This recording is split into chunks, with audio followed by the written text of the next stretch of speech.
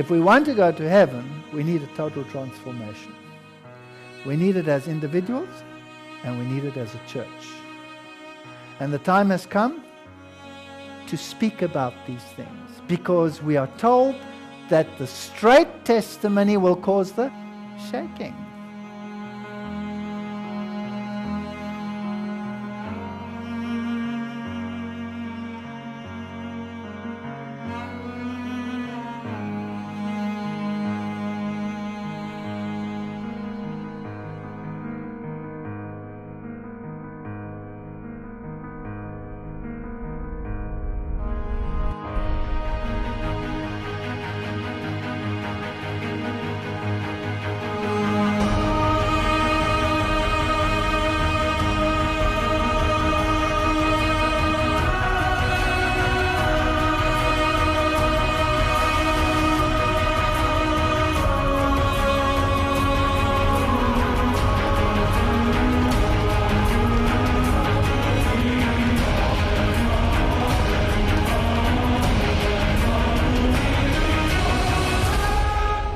We will have to have a total transformation.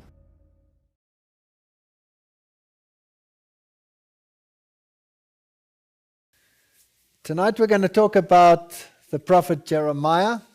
Esta noite vamos falar sobre Jeremias, e eu intitulei essa palestra Jeremias, Profeta da Destruição. Lembre-se que Jeremias era um dos profetas, profetizando no tempo da queda de Jerusalém. E é interessante notar que o profeta Daniel estava estudando as palavras do profeta Jeremias. O nosso texto base para toda a série Transformação Total é Romanos 12, verso 2. E não sede conformados com este mundo, mas sede transformados pela renovação do vosso entendimento, para que experimenteis qual seja a boa, agradável e perfeita vontade de Deus. Tem que ver com discernimento. E todas essas palestras que estamos fazendo são tipológicas e servem de tipo, de modelo para aquilo que está acontecendo em nosso tempo. A mensagem do Advento é um chamado ao arrependimento e à obediência, tanto para o mundo lá fora, na forma das 3 mensagens angélicas, como para a igreja. É uma espada de 2 gumes, esta mensagem. Neste conflito, o sábado será pivotal, e qual faca afiada separará pessoas do mundo e abrirá um abismo entre os que obedecem os preceitos de Deus e aqueles que não fazem. Haverá uma decisão. É impossível haver transigência. Não pode haver acordo algum. Deus não pode transigir com a verdade e, pelo que tudo indica, o outro lado também não vai entrar em algum acordo. E por isso nossa missão parece ser impossível. Nossa mensagem parece impossível de ser implementada e as chances de sucesso também parecem ser nulas. Portanto, aqui temos uma parede de concreto. Estamos indo em direção dela. Esse é um tempo difícil. A página católica romana immaculateheart.com resumiu o problema em dezembro de 2003, quando se referiam a um artigo que tinha sido escrito mais ou menos 120 anos antes,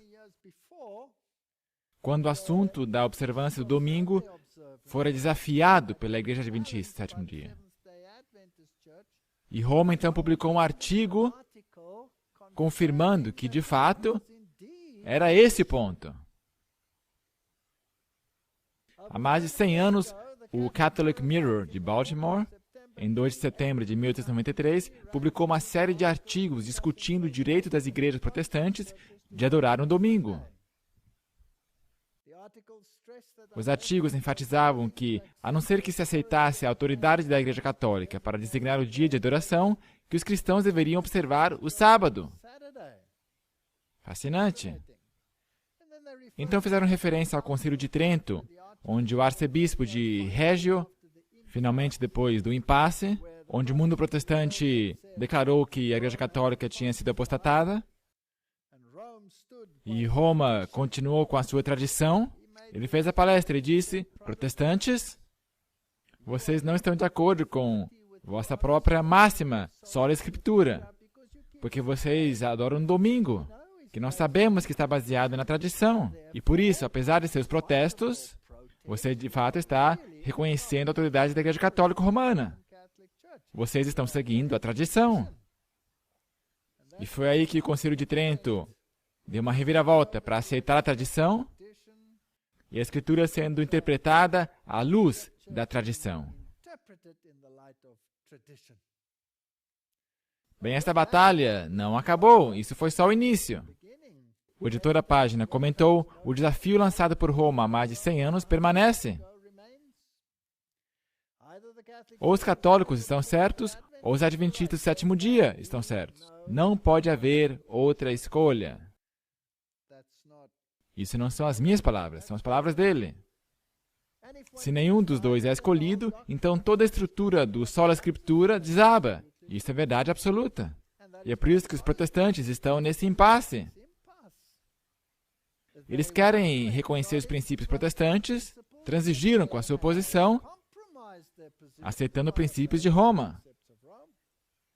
E agora esse pequeno grupo de mardoqueus à porta, esse pequeno grupo de adventistas, está ali como uma pedra no sapato, para os dois lados.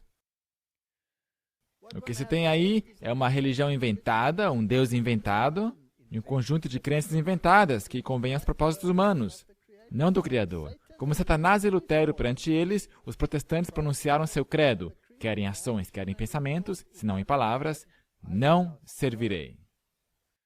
Portanto, resumindo, Roma acusa o mundo protestante como filhos desobedientes.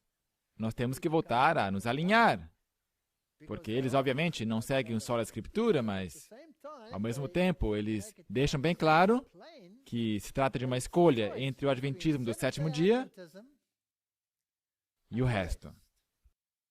E não há outra escolha. É um lado ou outro. Agora, Roma, por sua vez, coloca todas as outras em uma só categoria e aparta este pequeno Mardoqueu à porta.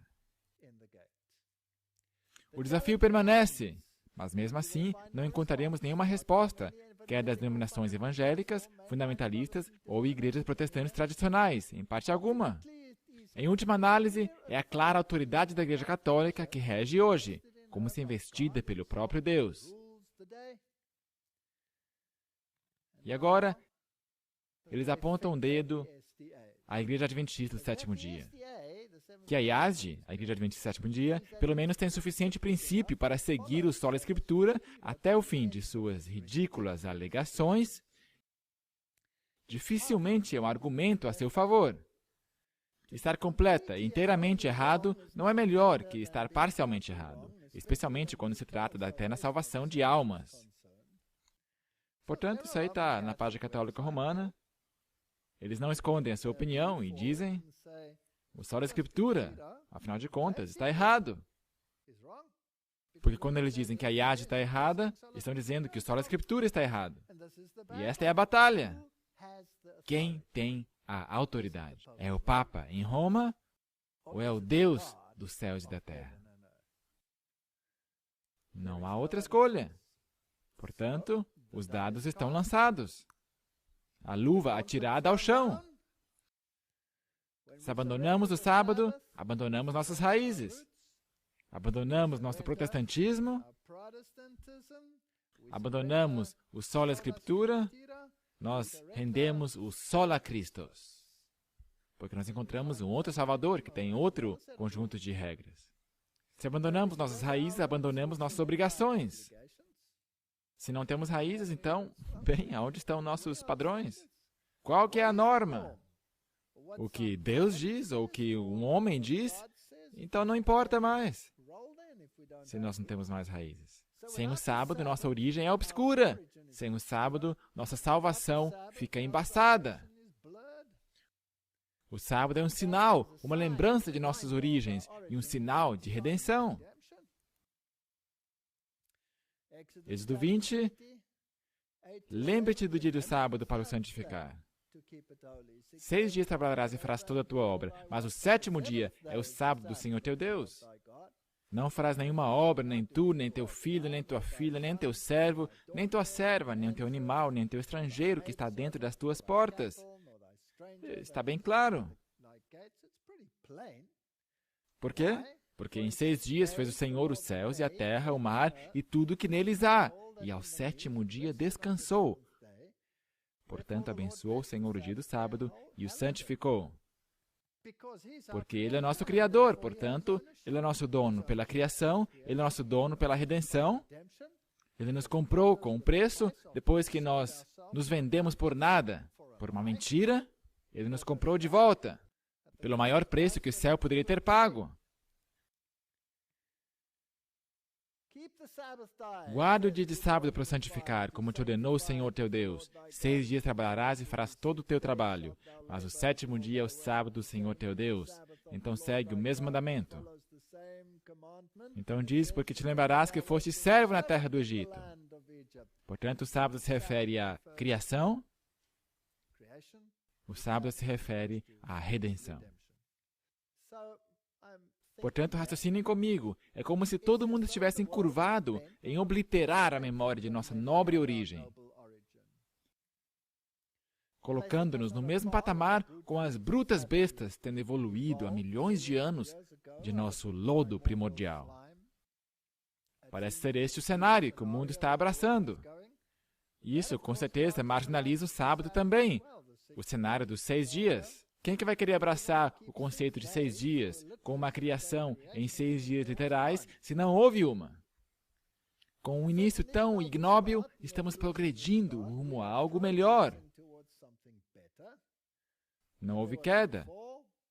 E se não houve queda, bem, então não há necessidade de salvação.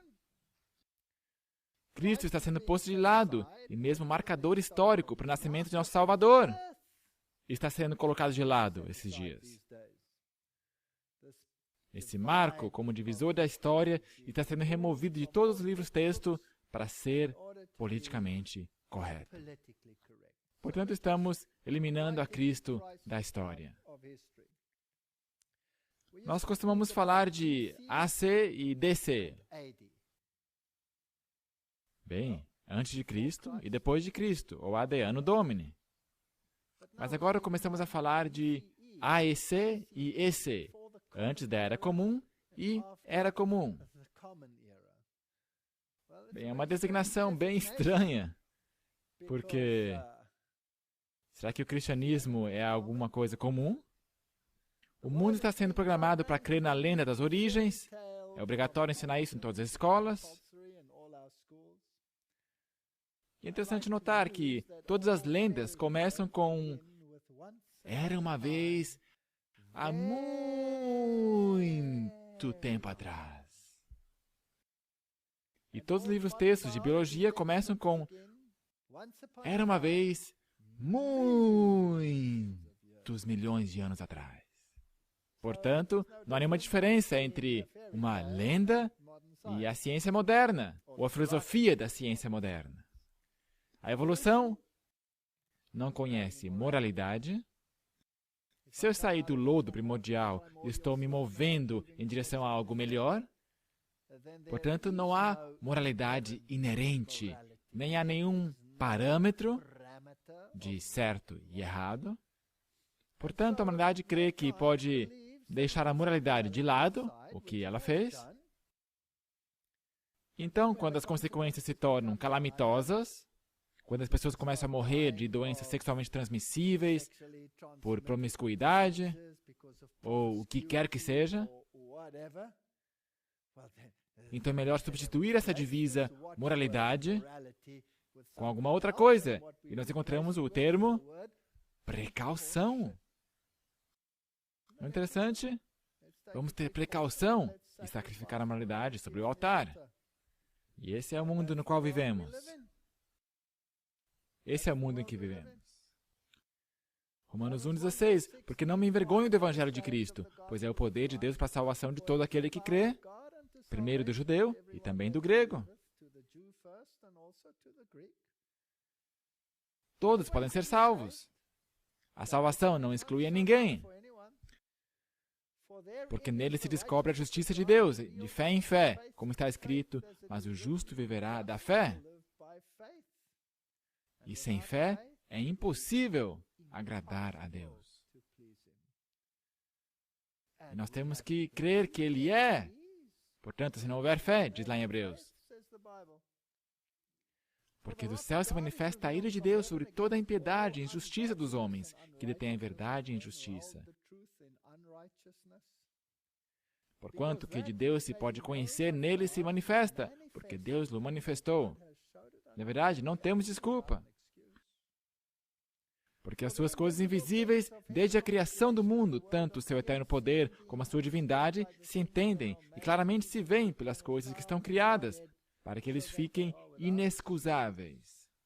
O que eu digo é que todo cientista que explora as profundidades e mistérios do universo, dos fenômenos científicos aí fora, a estrutura, a função de células, organismos vivos, se torna obsoleto.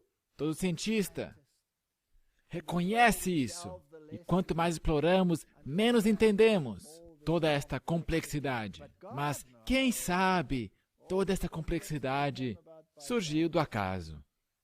Porque, tendo conhecido a Deus, não o glorificaram como Deus, nem lhe deram graças. Antes, em seus discursos, se desvaneceram e o seu coração insensato se obscureceu. Então, dizendo-se sábios, tornaram-se loucos. É uma boa descrição que é dada pela Bíblia aqui. Ela diz o louco em seu coração, não há Deus. É aqui que estamos hoje. Ou como eles dizem, nós não podemos permitir um pé divino entravando a porta, em termos das aventuras científicas.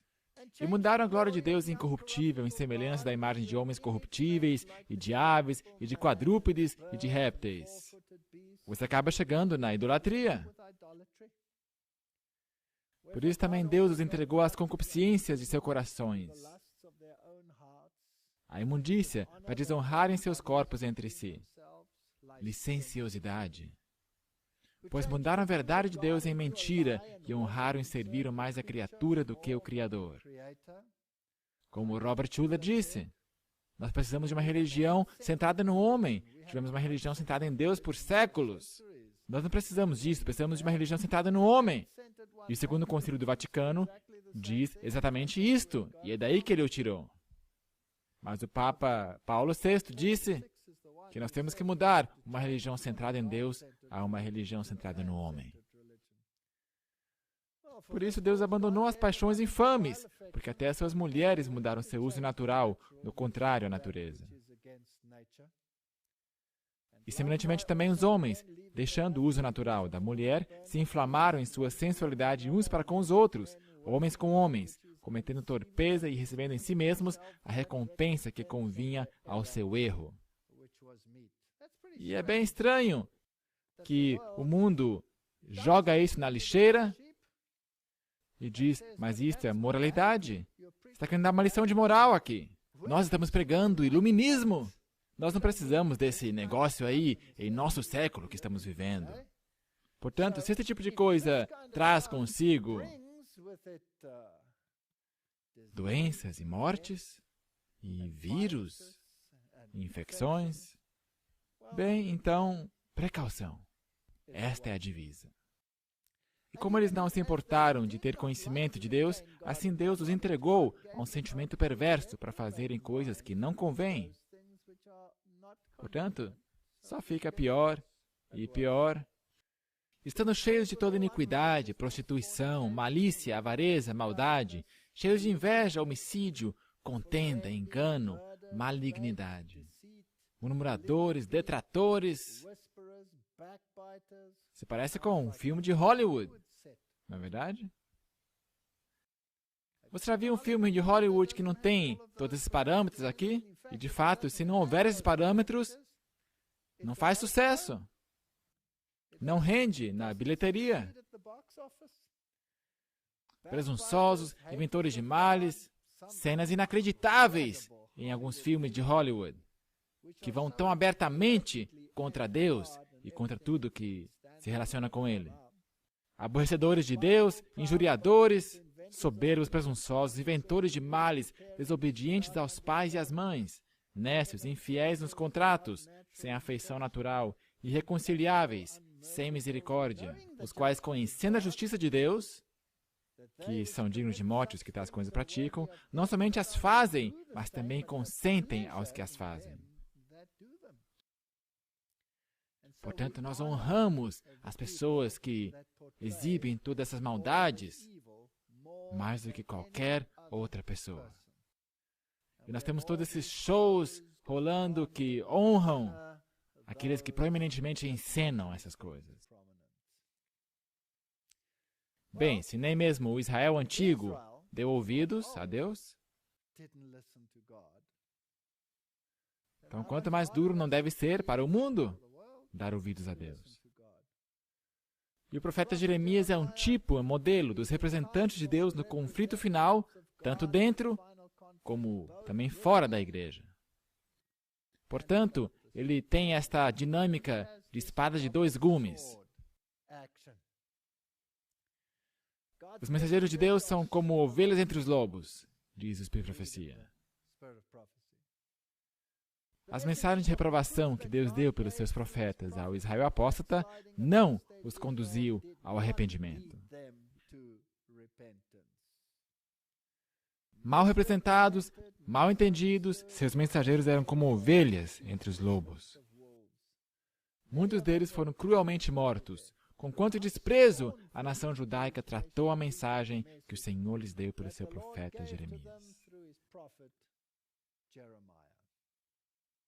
Falando de sua experiência, o profeta Jeremias diz: enganaste-me, ó Senhor, enganado fiquei. Mais forte foste do que eu, e prevaleceste. Sirvo de escárnio todo dia. Cada um deles zomba de mim, porque desde que falo, grito, clamo, violência e destruição, porque se tornou a palavra do Senhor um opróbrio e ludíbrio todo dia. Ele estava em sérios problemas. Tão forte era a posição contra a mensagem de Jeremias, tantas vezes caçoaram e zombaram dele, que ele disse: não me lembrarei dele, e não falarei mais no seu nome. Eu entendo como ele se sente. Eu passei por isso. Foi sempre assim, por causa da amargura, ódio e oposição manifestados contra a palavra de Deus, dita em repreensão, muitos outros mensageiros de Deus decidiram atuar como Jeremias o decidiu. Mas o que esse profeta de Deus fez depois de sua decisão? Tentando de todas as maneiras, ele não conseguiu se conservar em paz. Assim que ele compareceu nas assembleias do povo, descobriu que o Espírito do Senhor era mais forte do que ele. O relato diz: mas isso foi no meu coração como fogo ardente, encerrado nos meus ossos. Estou fatigado de sofrer e não posso mais. Ele não conseguia ficar em silêncio. Ele era compelido a pregá-lo. No meu próprio caso, quantas vezes eu falei: Senhor, eu não quero mais fazer isso. Eu realmente não quero mais fazer isso.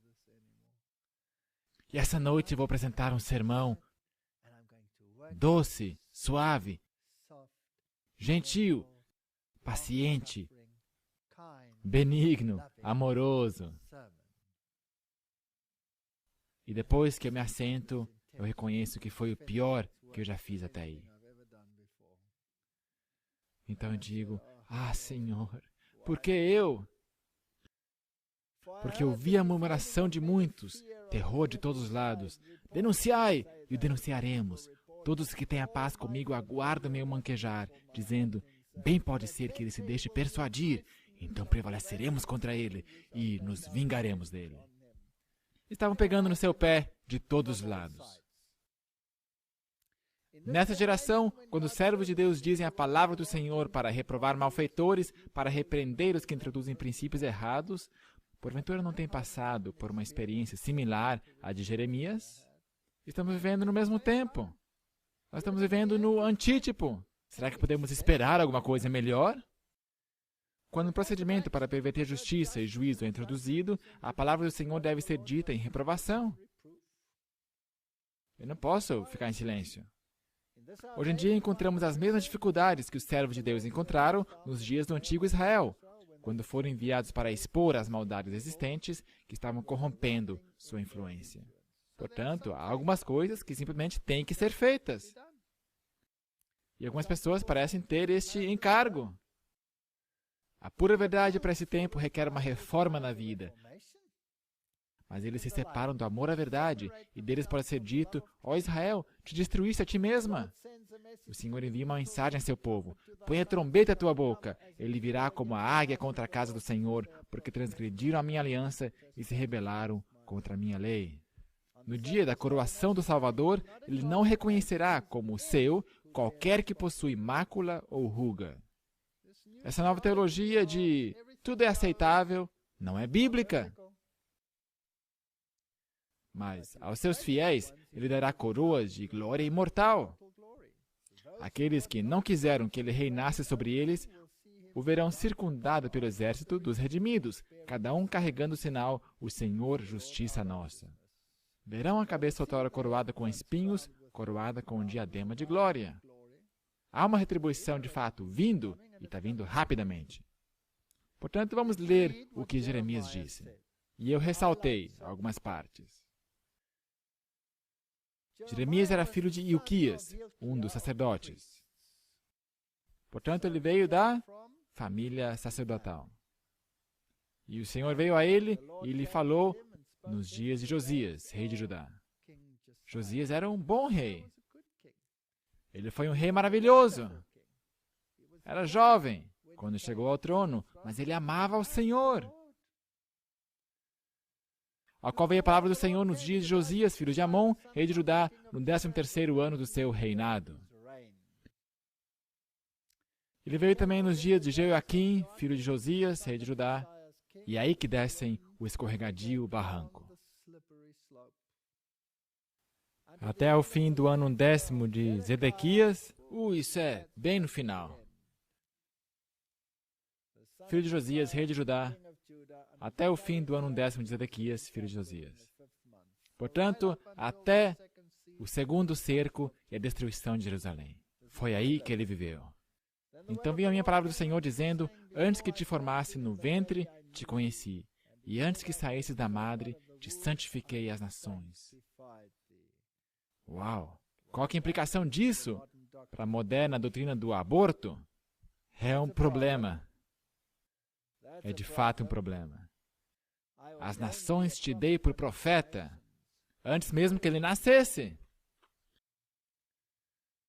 Então disse eu: Senhor, eis que não sei falar, porque ainda sou um menino. Ele era um jovem, era um garoto. Provavelmente tinha uns 17 anos de idade. Isso é fascinante. Fascinante. Idade interessante. Mas o Senhor disse: não digas, eu sou um menino, porque a todos a quem eu te enviar irás, e tudo quanto te mandar, falarás. E não tenhas medo diante deles, porque eu estou contigo para te livrar, diz o Senhor.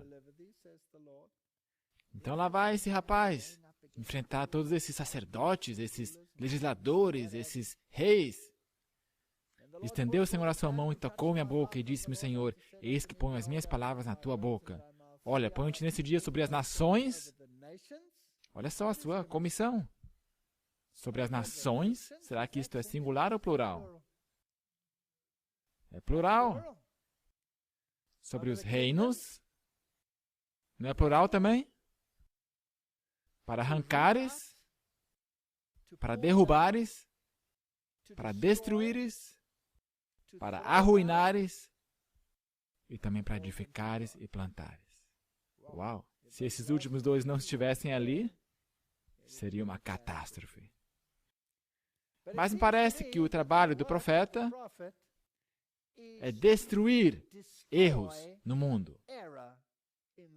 Não é verdade?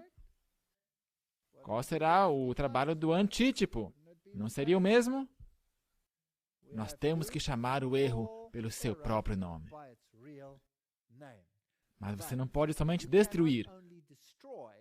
Você também tem que plantar e edificar. Então veio a minha palavra do Senhor dizendo, que vês, Jeremias? E eu disse, vejo uma vara de amendoeira. E disse-me o Senhor, viste bem, porque eu velo sobre minha palavra para cumpri-la. Agora, se eu dou uma olhada nos primórdios, nos inícios do movimento do Advento, bem, nós sempre falamos sobre aquela idosa daminha, a Senhora White, mas quando você olha para toda essa gente, esses pioneiros, com as suas longas barbas, e muitos deles são idosos, surrados e cinzas, essas pessoas eram jovens. Eram jovens Jeremias. J.N. Andrews abandonou a escola aos 11. E você vai pensar que ele era um burro. Não, não. Ele foi autodidata, falava 7 línguas, sabia de cor o Novo Testamento, todo o Novo Testamento. Será que nós conseguimos fazer isso? Uau! Aceitou o sábado aos 15. Aos 20, escreveu para a Review and Herald. Ele e Uriah Smith se casaram com 2 irmãs e aos 22 era membro do comitê de publicações. Jovem! Jovem! Joseph Bates. A sua vida foi uma miséria. Capitão de barcos. Aos 15 anos já era grumete. Ele não tinha a grande educação. Sofreu um naufrágio, também foi preso. A sua vida foi insípida.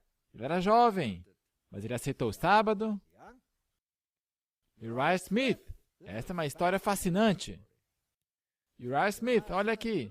Porque olhando assim parece que só tem barba cinza. Não, não, não, não. Perdeu uma perna quando tinha 12 anos de idade, em 1854. Portanto, no ano do desapontamento, ele tinha 12 anos de idade. Inventou o joelho flexível e a articulação do tornozelo, ainda usados hoje em dia em próteses. Ele tinha sua perna amputada aqui perto do joelho. Ele tinha uma missão. Ele não podia ficar aí vagando. Não, ele se lançou ao trabalho. Então ele desenhou uma perna para que ele se pudesse locomover e mexer o tornozelo e o joelho. E de pensar que esse desenho ainda é usado hoje em dia, isso é incrível.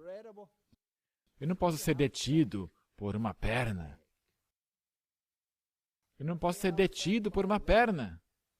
Aos 20 se juntou aos adventistas e aos 21 ele ingressou na obra de publicações. Não eram velhinhos, eram jovens. Eu não vou passar por todos eles. Ellen Harmon, 17 anos de idade, quando foi chamada a ser uma profetisa. 17 anos de idade.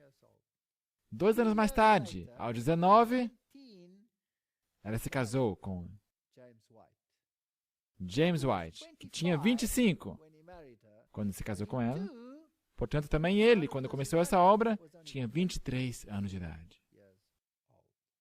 Jovem? Jovens? George Washington Amadon tinha 21. John Allen Burden tinha 20. Butler, 22. Arthur Daniels, 20. Ira Edson, ele era o mais idoso entre eles. 37 anos de idade. Haskell tinha 20. Moses Hull tinha 20. Loughborough, 20. Sarah McIntyre, o Bulldog de Ellen White, tinha 20 anos de idade. Não eram velhinhos. Mas, Senhor, eu sou uma criança. Eu não vou conseguir fazer isso. Quando que a nossa juventude vai se levantar e dizer, eles conseguiram fazê-lo, nós vamos fazê-lo.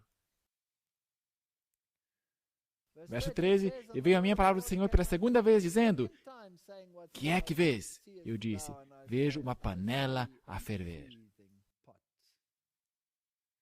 cuja face está para o norte. Hoje, eu também vejo uma panela a ferver, cuja face está para o lado do norte. Babilônia está a caminho. Eu posso ouvir o estrondo das rodas babilônicas ao elas se aproximarem de Jerusalém.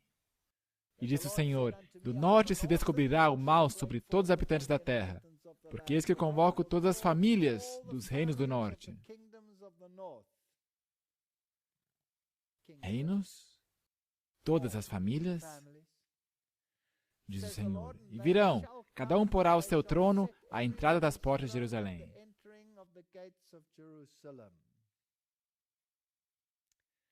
E contra todos os seus muros em redor e contra todas as cidades de Judá.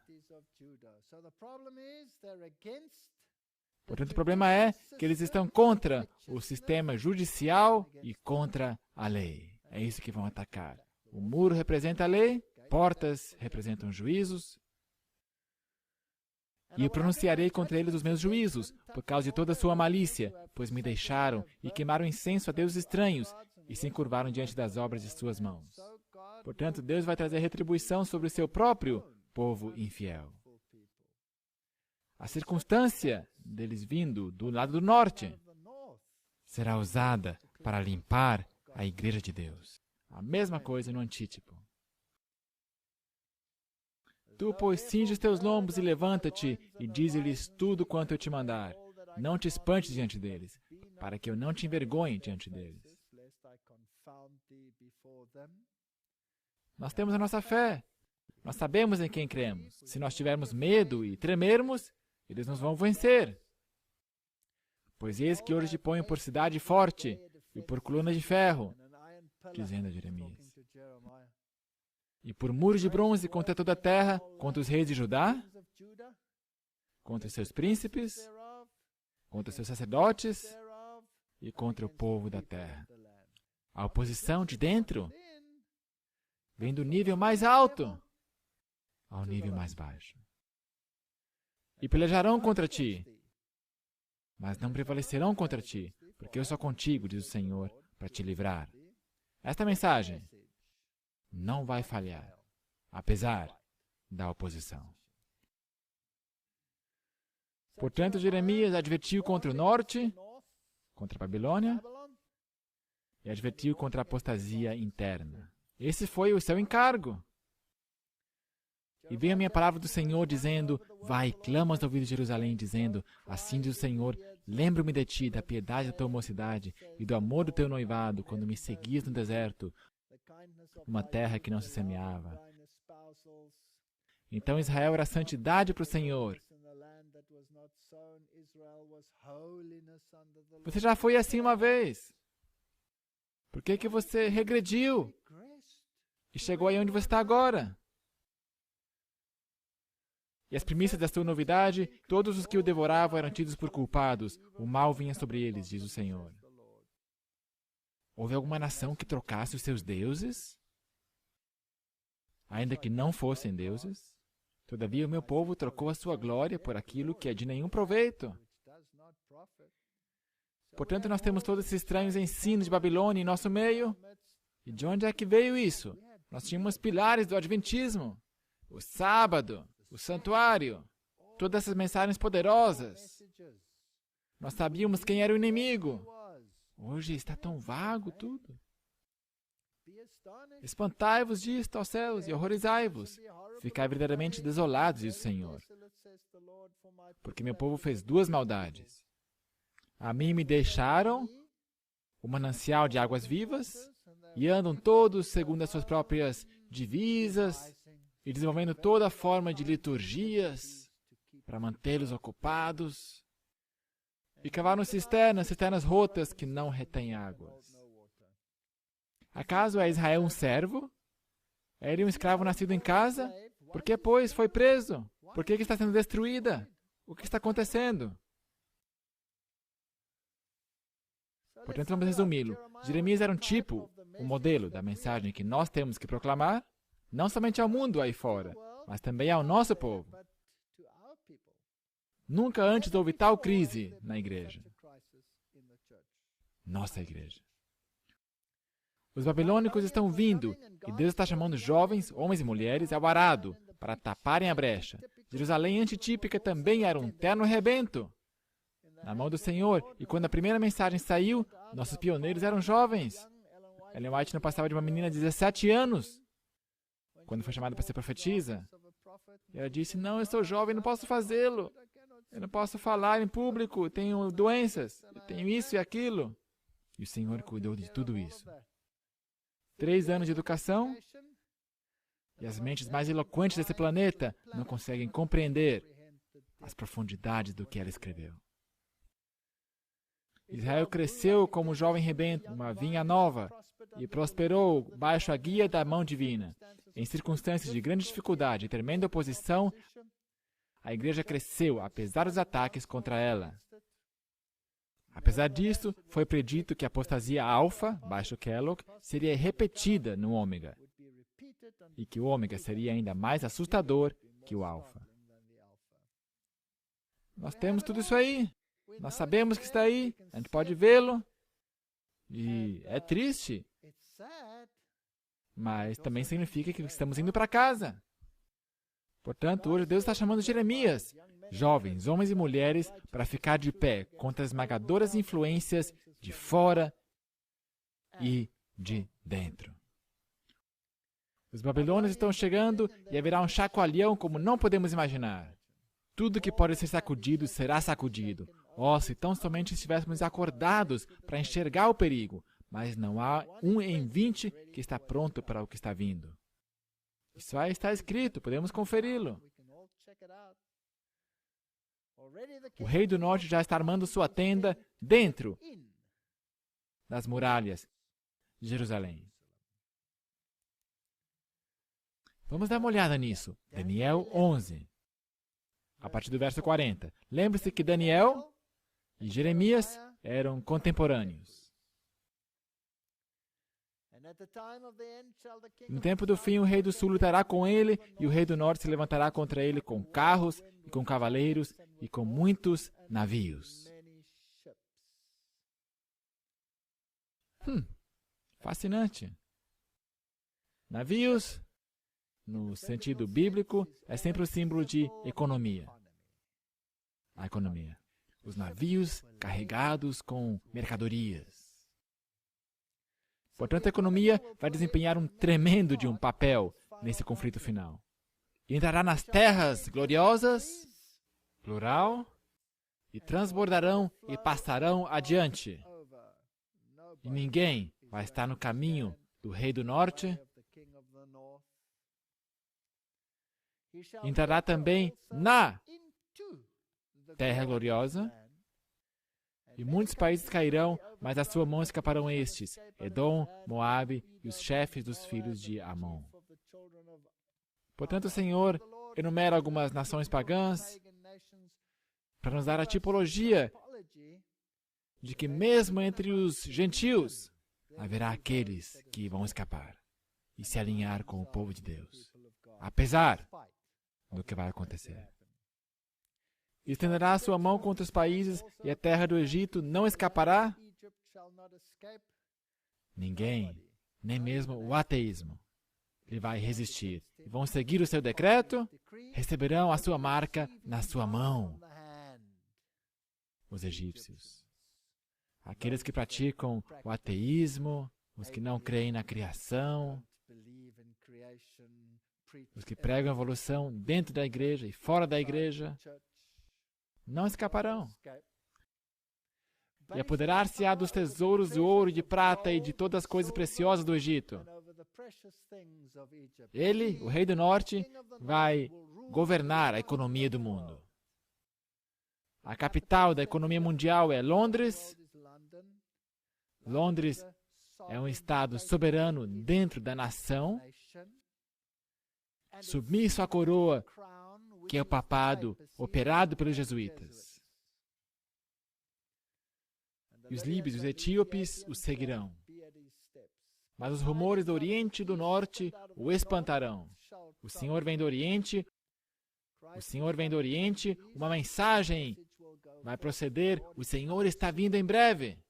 Aprontai-vos, aplanai o caminho para o Senhor. O Norte é o lugar do real trono de Deus. E quando Cristo vem, Ele virá na sua glória, na glória do seu Pai e na glória de todos os anjos. Eu acho que ele realmente deveria se espantar com a mensagem de que Cristo está vindo em breve. e armará as tendas do seu palácio entre os mares, no Monte Santo e Glorioso. Isso é claro se você tiver a antiga tradução. Então você terá no Monte Santo e Glorioso. Eu creio que esta é a tradução correta do texto. E, portanto, eu temo que eu acharei os seus tentáculos mesmo em nossas próprias fileiras. Mas chegará ao seu fim e não haverá quem o socorra. Que alívio! Então, naquele tempo se levantará Miguel, Michael, aquele que é como Deus, o grande príncipe, que se levanta a favor dos filhos do teu povo. E haverá um tempo de angústia qual nunca houve desde que houve nação, até aquele tempo. Mas naquele tempo livrar-se-á ao teu povo todo aquele que for achado escrito no livro. Esse conflito chegou.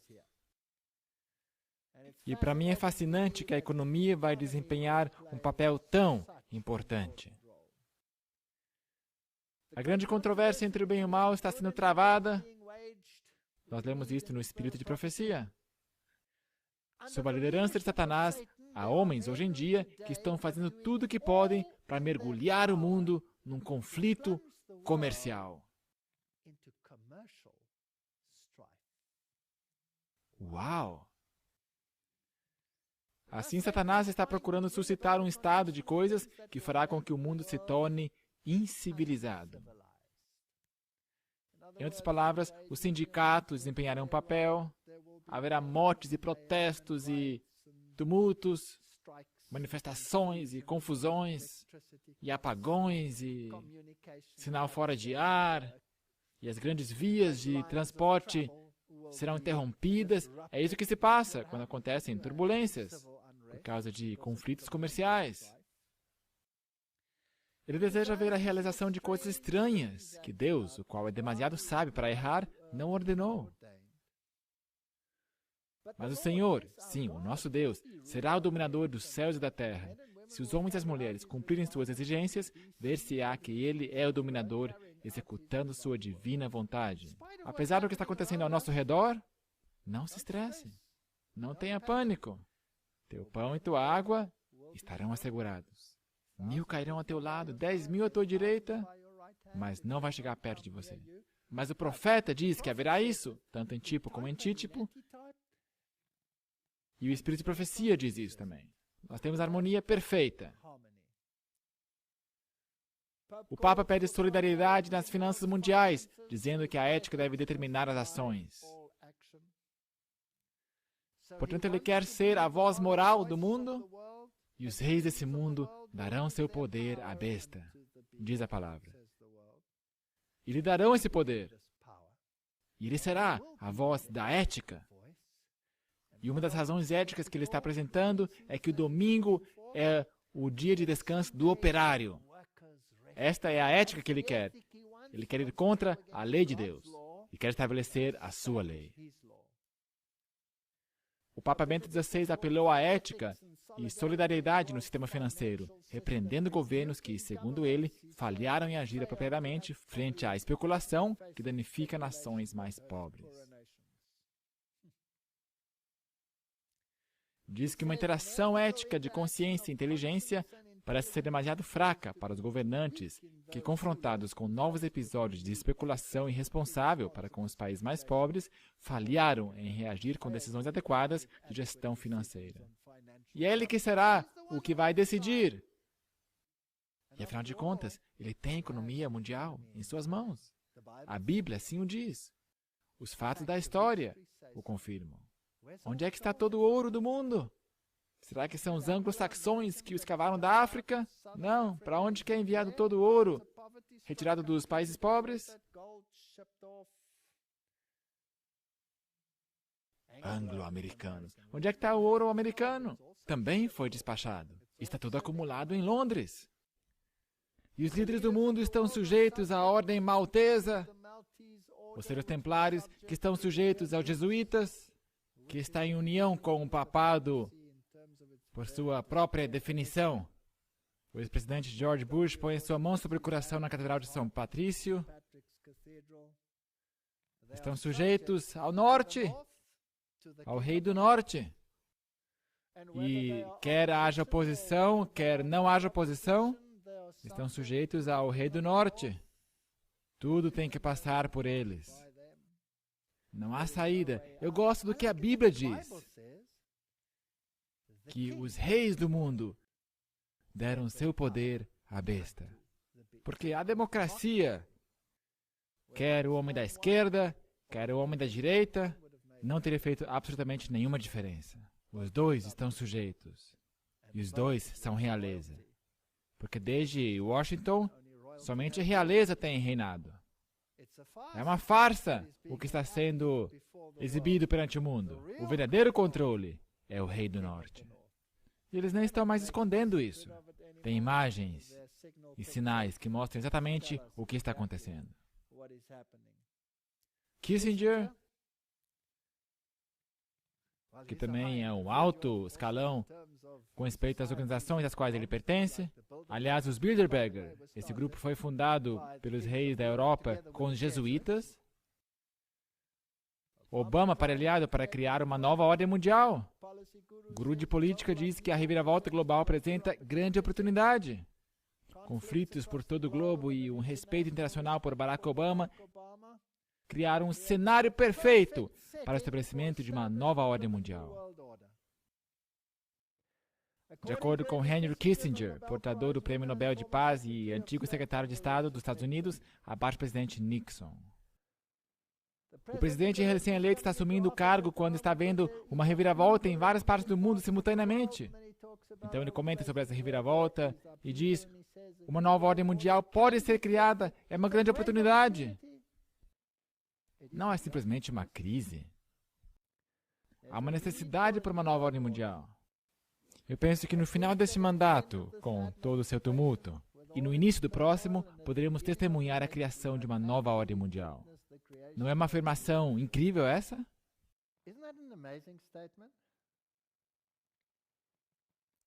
No final desse mandato, falando sobre a administração de Bush, e no início do próximo, poderemos testemunhar a criação de uma nova ordem mundial. As pessoas estão olhando para o abismo, diz ele. Mesmo no mundo islâmico, temos esse caos aí. Então, Haynes, da CNBC, concluiu a entrevista perguntando a Kissinger: você gostou das pessoas que o presidente eleito Obama escolheu para o seu gabinete? E se você der uma olhada nessa lista, se trata dos caras, jesuítas. Kissinger respondeu: ele nomeou um grupo de pessoas extraordinariamente capazes, tanto no palco internacional como no cenário financeiro. Rei do Norte. Quem pode lutar contra ele? Ele tem a economia na sua mão e tem o aspecto militar na sua mão. Esta foi a entrevista. Kissinger tem uma voz meio rouca, como está a minha no momento. Mas, escute. What do you think the most important thing is for Barack Obama? Obviously, you're here to talk about the anniversary for U.S.-China diplomatic relations, but if you had to say this is going to be the country or the conflict or the place that will define the Obama administration, what would it be? The president-elect is coming into office at a moment when there are upheavals in many parts of the world simultaneously. You have India, Pakistan, you have the jihadist movement. So he can't really say there is one problem that is the most important one.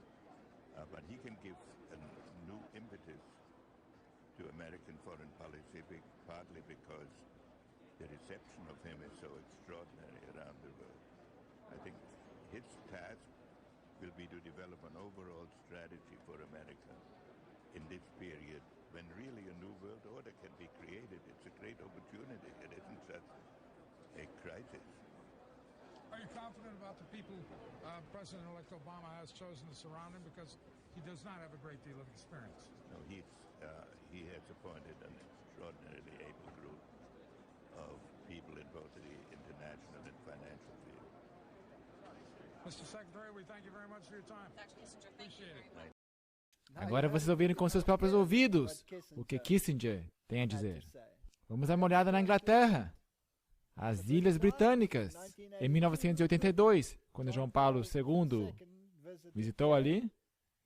Aí tivemos esta cena, ele beijando o solo, que sempre é um símbolo de que ele os reclama para si mesmo.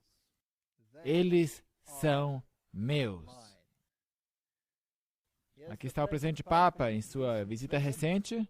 Isso aí foi, no outro dia, a Grã-Bretanha.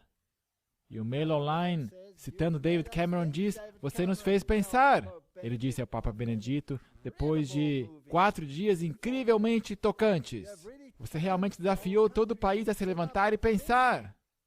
E isso só pode ser coisa boa. Não é fascinante?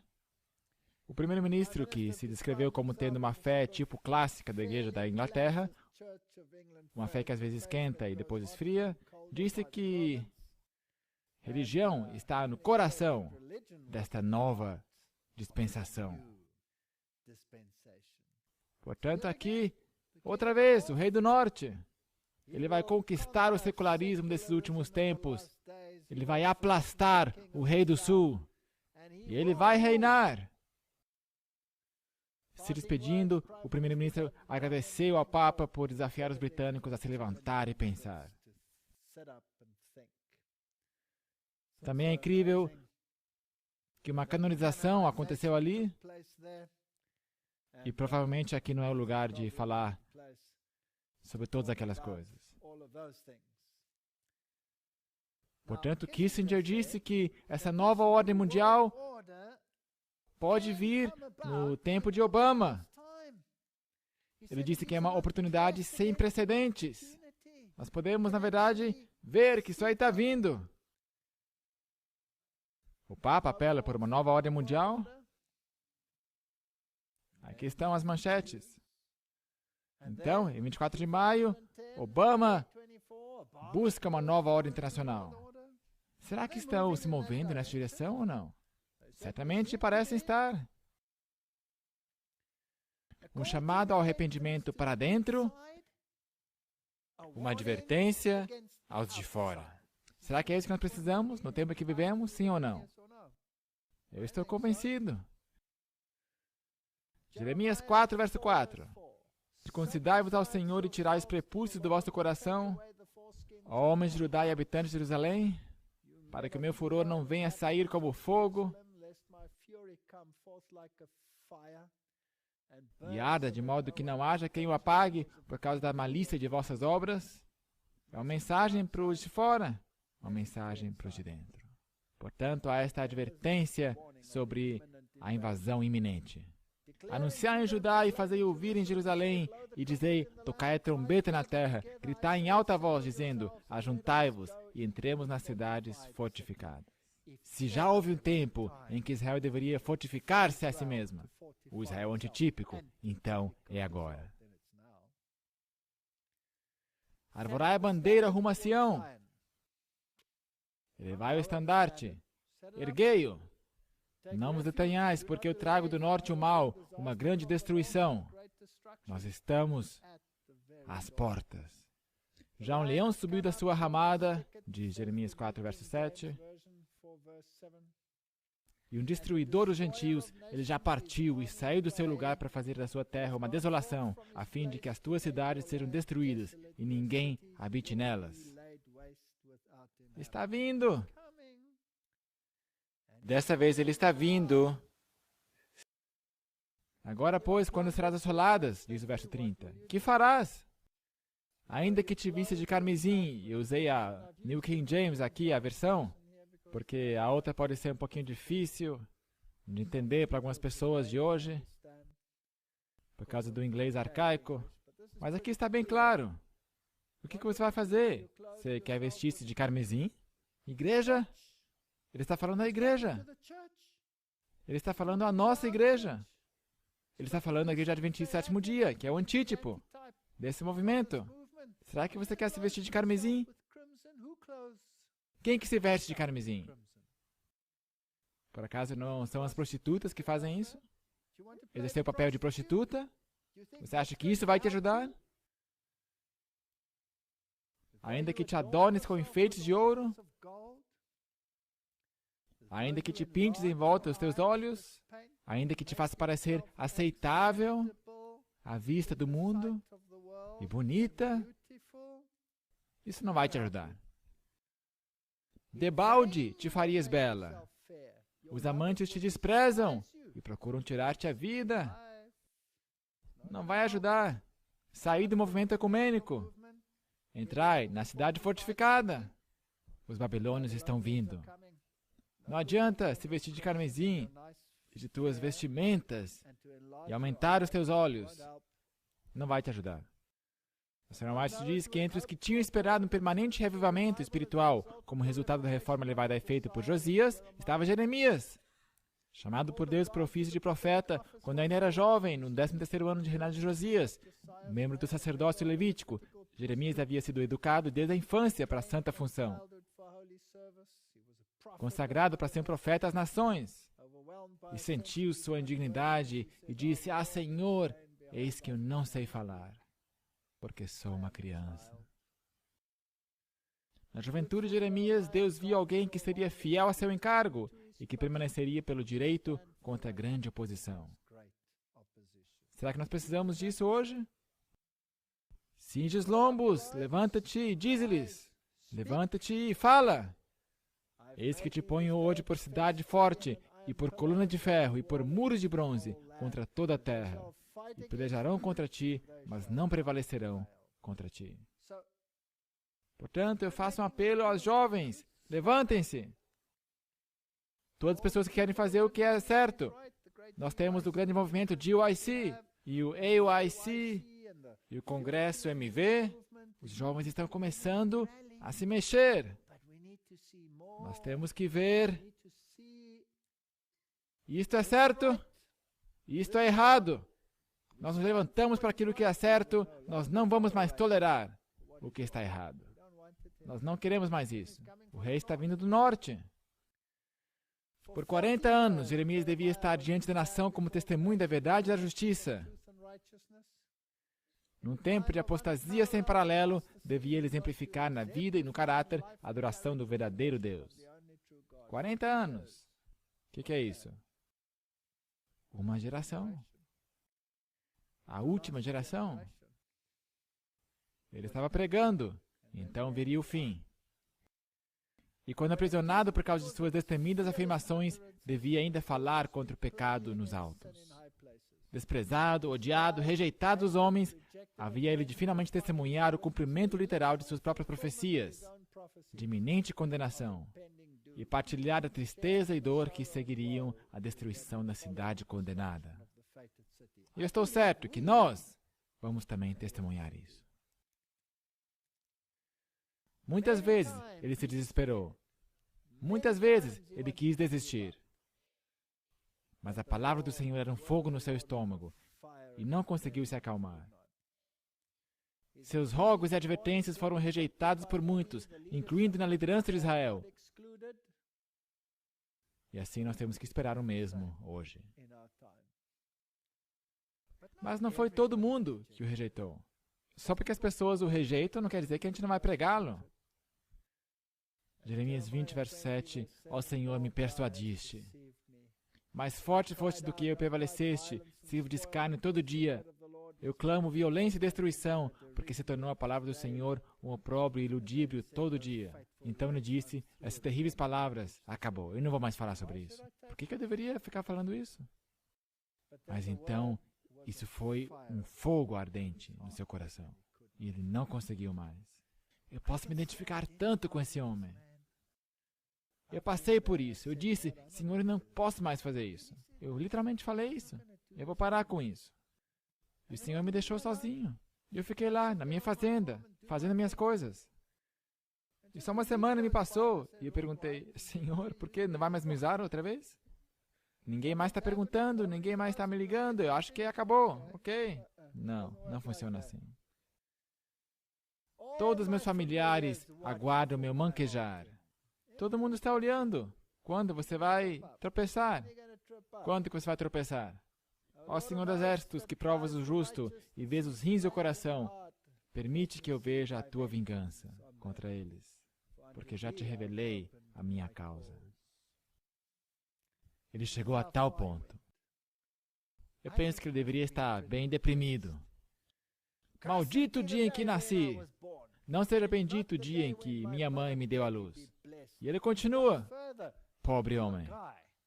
Maldito o homem que deu as novas a meu pai, dizendo, nasceu-te um filho. Ele até amaldiçoou o homem que levou as novas. Uau, ele estava deprimido. Porque não me matou na madre. Assim minha mãe teria sido a minha sepultura e teria ficado grávida perpetuamente. Ele desejou que não tivesse nascido. Então a Espírito de Profecia diz, todavia, em meio à ruína geral, ele previu o tempo em que o Senhor haveria de renovar sua aliança e concerto com eles. Jeremias 31:12, a sua alma será como um jardim regado e nunca mais andarão tristes.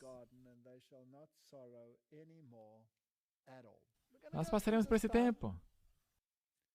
Está vindo. Não foi somente uma mensagem negativa, ele foi encarregado de edificar e plantar. Severas eram as mensagens a serem levadas nos anos que se seguiram, profecias de iminentes juízos a sobrevir. Deviam ser apresentadas com destemor. Das planícies de Sinear devia sobrevir o mal sobre todos os habitantes da terra. A Babilônia estava vindo. Eu pronunciarei contra eles meus juízos, disse o Senhor, por causa de toda a sua malícia, porque me deixaram. Mas o profeta deveria acompanhar as mensagens da segurança de perdão a todos que tornassem de suas más obras. E este é exatamente o antítipo, onde nós estamos hoje. Mensagens como aquelas apresentadas por Jeremias serão tão pouco toleradas hoje como a seu tempo. Eles vão te pôr na cisterna, eles vão calar a tua boca, eles vão te algemar. Eram fortes palavras de advertência, mensagens políticas. Eram políticas? Claro que eram. De destruição iminente de Babilônia. Hoje Babilônia está revistando suas forças, uniões políticas estão sendo forjadas e o mundo está rapidamente se movendo em direção ao Estado totalitarista, tão favorecido pelo atual rei do Norte. Afinal de contas, o porta-voz oficial dos jesuítas diz que fascismo é o regime que eles escolheram. Não temos ideia do que nos aguarda. Em seu livro Megalomania Eclesiástica, John Robbins explica a desesperada escuridão que podemos esperar desse sistema. Enquanto o mundo grita paz e segurança, Roma está fortalecendo suas forças e em breve vai irromper com grande furor e apanhar cada nação de surpresa. Eles introduzem um sistema fascista e acusam os inimigos do sistema como novos fascistas. Isto é pensamento dialético jesuíta. Quando o governo e a economia entrarem em parceria pela comunidade, isso é fascismo. Ele diz, o muro de separação entre igreja e Estado que foi erigido por humanistas seculares e outros inimigos da liberdade religiosa. Você vê aqui o pensamento dialético, colocando tudo de ponta cabeça. Eu pensei que o muro de separação entre igreja e Estado foi levantado por pessoas que estavam cheios da perseguição religiosa e que queriam liberdade religiosa. Não, agora são inimigos religiosos. Tem que ser derrubada. Os que se opõem a nossas opiniões são os novos fascistas. Portanto, eles criam um regime fascista e chamam todo mundo que se opõe a isso de fascistas. Brilhante! Encontro interreligioso, 99. Como relatado pela Associated Press, o Dalai Lama, ao seu lado direito, nesse outubro de 99, em Roma, o Papa presidiu um concílio especial de aproximadamente 2.000 líderes religiosos de várias fés, seitas e cultos.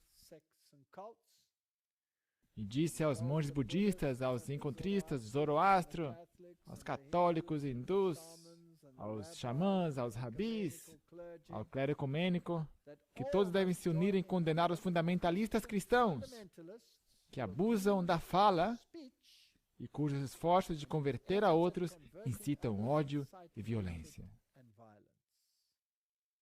Todos os presentes estavam de acordo em 2 pontos. O Papa João Paulo II foi reconhecido por consenso como líder e supervisor espiritual do planeta. E religiosos fundamentalistas que se recusam a acompanhar o movimento ecumênico mundial têm que ser silenciados e devem ser denunciados como extremistas perigosos, cheios de ódio. Bem, isto foi há 10, 11, 12 anos. Eu penso que em breve vamos ver isto na imprensa. Em breve vai estar na imprensa. A pena inspirada, como um sábio mestre construtor, Jeremias procurou, no início mesmo de sua atividade, encorajar os homens de Judá a assentar os fundamentos de sua vida espiritual de maneira ampla e profunda, praticando obras completas de arrependimento. Agora eles eram animados a construir sabiamente e para a eternidade, lançando fora o refúgio da apostasia e da incredulidade, usando como fundamento material de puro ouro, a prata refinada, as pedras preciosas, fé, obediência, boas obras. E somente isto é aceitável à vista de um Deus santo. É melhor prestarmos atenção na mensagem dos Jeremias modernos.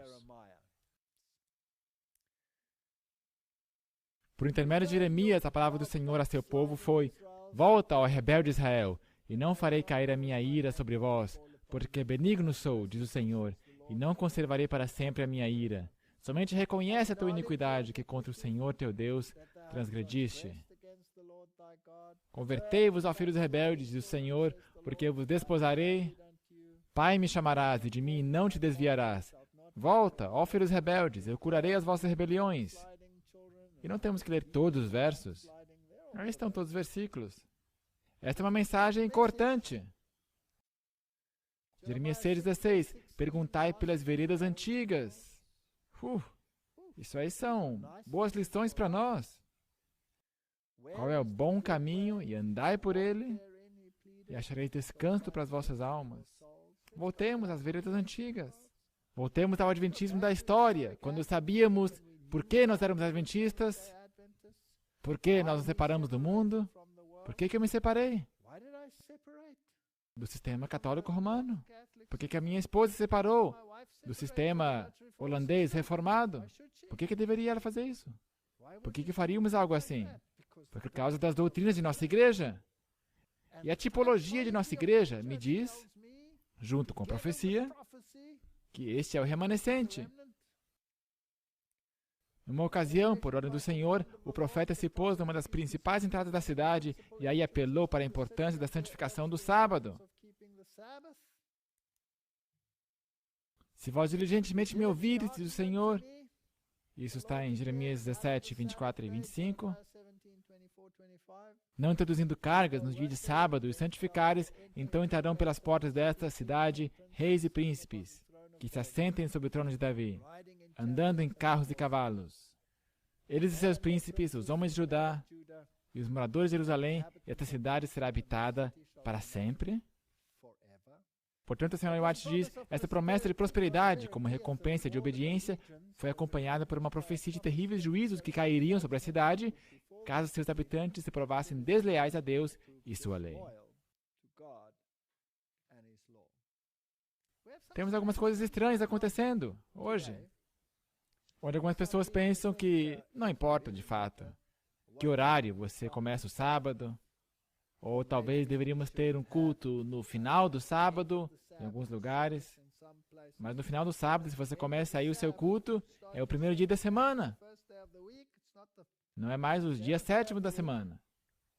Assim o profeta manteve-se firmemente ao lado dos sãos princípios do reto viver tão claramente esboçados no livro da lei. Mas as condições prevalecentes na terra de Judá eram tais que somente pelas mais positivas medidas poderia ser efetuada uma mudança para melhor. Havia um sério problema, mas o chamado ao arrependimento e reforma não foi atendido pela grande massa do povo. Desde o início do reinado de Joaquim, Jeremias tivera pouca esperança de salvar sua amada terra da destruição e do cativeiro, mas não lhe foi permitido permanecer em silêncio,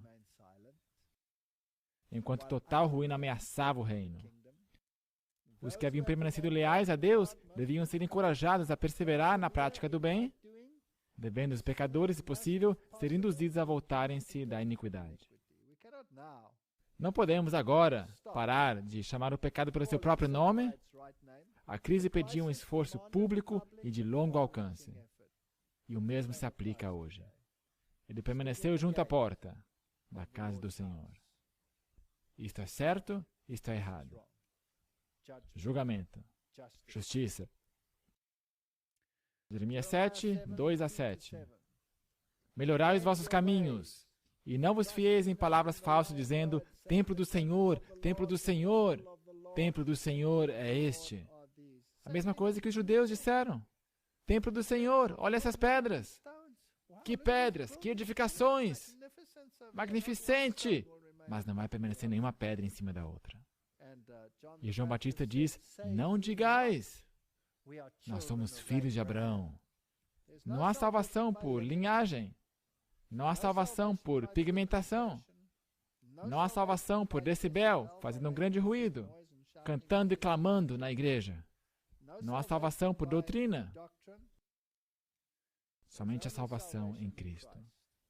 E somente sua justiça pode cobrir essa nossa iniquidade, incluindo a minha própria e a de todos os outros. Se deveras fizeres juízo, se não oprimires o estrangeiro, precisamos de uma conversão, precisamos de uma transformação.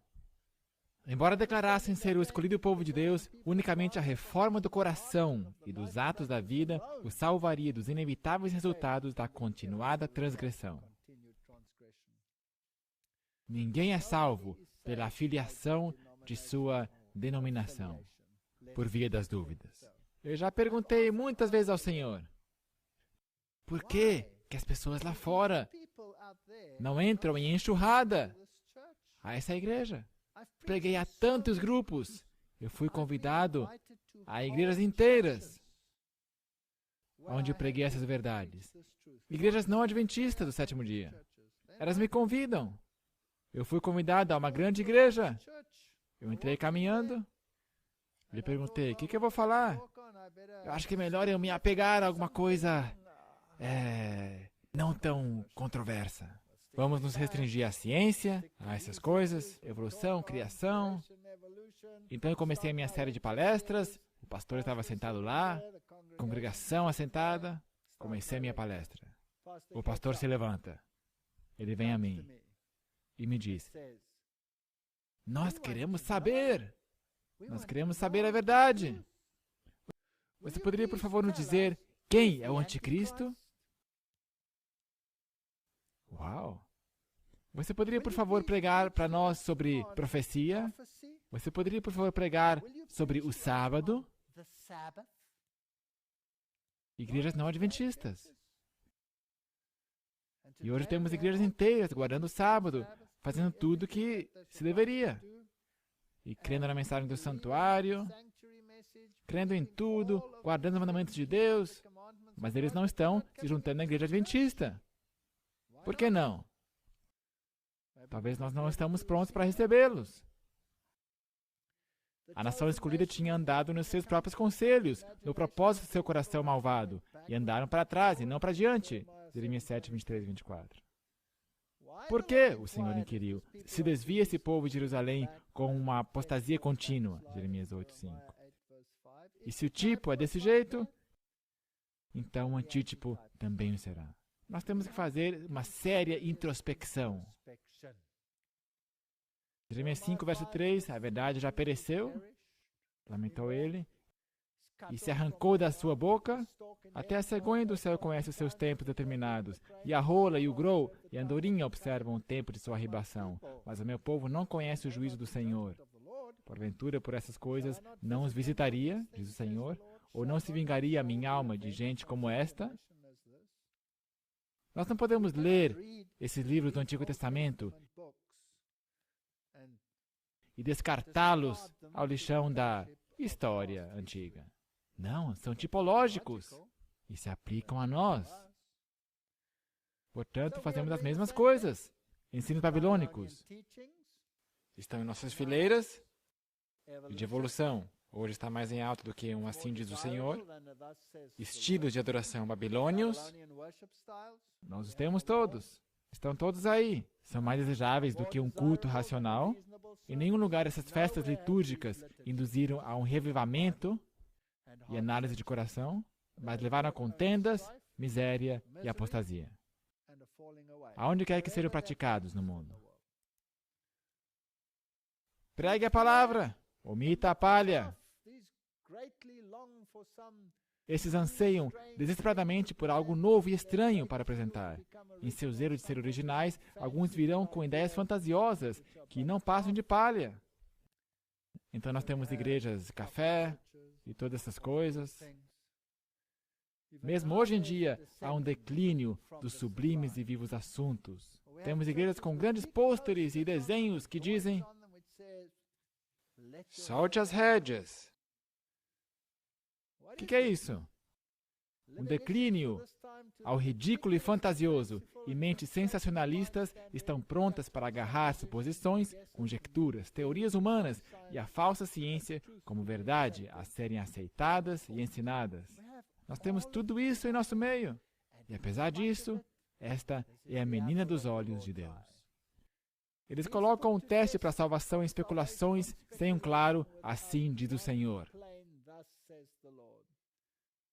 Assim introduzem um monte de lixo, madeira, feno e palha, como se fosse precioso metal a ser usado sobre a pedra fundamental. Isso não vai resistir ao teste do fogo, mas será consumido. O Espírito de Profecia diz assim. A tipologia diz isso. Vamos dar uma olhada nesse interessante relatório. Crescimento de igreja nas igrejas contemporâneas da divisão do Pacífico Sul. Escrito pelo pastor E.B. Price, publicado em 31 de outubro de 2002. Já faz um tempinho. Últimos relatos mostram que 5 novas igrejas que foram plantadas na divisão Pacífico Sul entre 1985 e 1997 passaram por desastres similares e tragédias como aquelas relatadas sobre as igrejas Celebration na divisão norte-americana.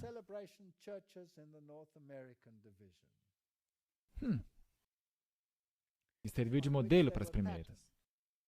De onde que elas vêm? Isso aí é a teologia Willow Creek, é a teologia Saddleback.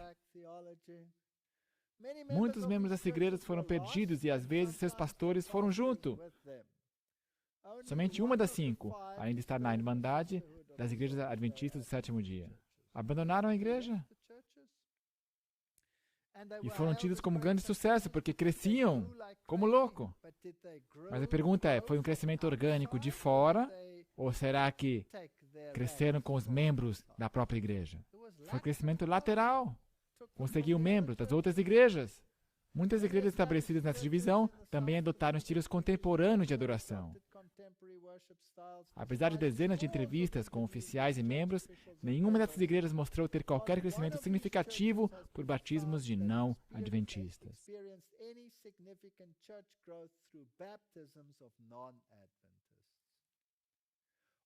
Todas seguiram o padrão das 5 igrejas plantadas, que em grande medida se constituíram por crescimento de transferência de outras igrejas adventistas. E hoje muitas delas nem são mais adventistas. Portanto, quais são os frutos? Será que houve uma conversão ou será que houve uma apostasia? Em Profetas e Reis cita, o Senhor declarou, ainda que Moisés e Samuel se pusessem diante de mim, não seria minha alma com este povo. Lança-os diante de minha face e saiam. E será que quando te disserem, para onde iremos? Dir-lhe-ás, assim diz o Senhor, os que para a morte, os que para a espada, os que para a fome, e os que para o cativeiro, para o cativeiro. Esta é a forma de resolver o problema. É uma forma triste de resolver o problema. Mas está vindo. O rei do norte está vindo. Haverá perseguição. Haverá uma grande sacudidura nesta igreja. Se cuide, para que você também não seja sacudido para fora. O profeta Reis diz, uma recusa de ouvir o convite de misericórdia que Deus estava agora oferecendo, ataria sobre a impenitente nação os juízos que haviam caído sobre o reino do norte de Israel havia mais de um século antes. Se não me dares ouvidos para andares na minha lei, que pus diante de vós para que ouvisseis as palavras dos meus servos, os profetas, que eu vos envio madrugando e enviando, mas não ouvistes, então farei que esta casa seja como Siló. Uau!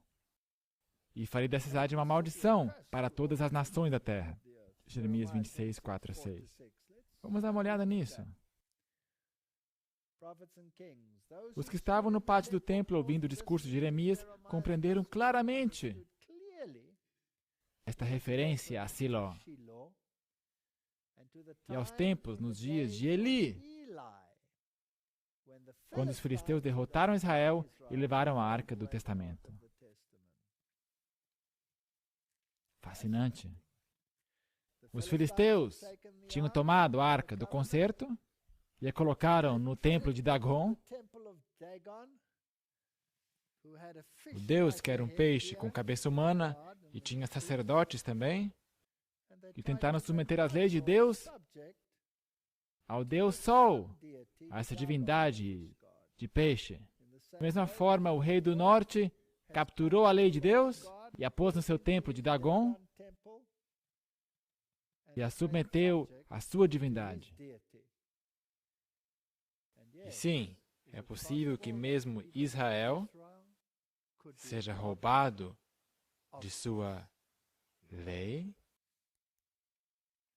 Os pecados de Eli tinham consistido em passar por alto a iniquidade dos seus filhos no sagrado ofício, bem como os males prevalecentes através da terra. Nós não podemos fechar um olho para essas coisas. Israel havia pensado em vão que, não obstante suas pecaminosas práticas, a presença da arca assegurar-lhes-ia a vitória sobre os filisteus. Não vai funcionar. Não há salvação por arca. Há salvação pela graça.